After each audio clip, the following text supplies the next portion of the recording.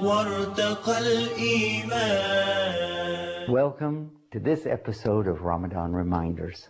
I'm your host, Yusuf Estes, reminding myself and all of us about the importance, the blessings, and the obligations of this holy month, the month of Shahr Ramadan. When I first came into Islam, there were many things that puzzled me, and I wanted to know about them, learn about them, and do my best to be a Muslim.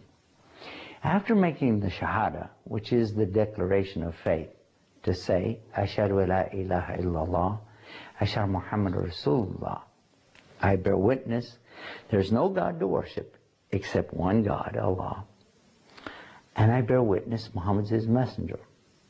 After that, the very next thing is something called Salah. What is Salah? And how important is it? Well, often people translate this to be prayers or pray. But if you look up the word in the dictionary in English, the word pray is to supplicate. And if you use this to go to Arabic, you actually find it's called dua. So this act of holding up your hands and looking above and asking, this is exactly the same in Arabic, dua, which was called pray or prayers in English. Well, there's another thing that's mentioned in the Bible about praying unceasingly. And when we try to understand what does unceasingly mean, that means forever. Don't stop. Just keep praying and praying and praying. Well, quite obviously, a person could not continue to stand and bow and stand and bow and prostrate for the rest of their life. That'd be kind of difficult when you're trying to eat, wouldn't it? Another thing, we would also observe that it couldn't be this kind of praying either, because you couldn't do that all your life. It'd be kind of hard to drive your car. So what was meant in the Bible that said pray unceasingly, and what's meant in Islam when it tells us also to pray unceasingly? Of course, we have the Arabic, so we can just look to it and see what it's called, adhkar. What is adhkar? Adhkar Allah means actually not to just pray to Allah all the time. It means to keep Allah in your mind in what you do. Adhkar Allah, thinking about Allah. But what is Salah? Salah doesn't have a word in the English language. That's why we have to substitute the word pray. In fact, the three things that Muslims are doing all the time, every day, are all being represented with only one word, really, in English.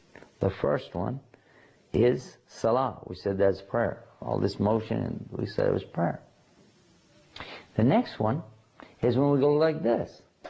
Said it's prayer. But this is dua in Arabic. And then the next one is to pray unceasingly in your mind. Then they call it pray. And in Arabic, this is dhikr or adhkar. The dhikr of Allah, very important. Absolutely. Think about Allah.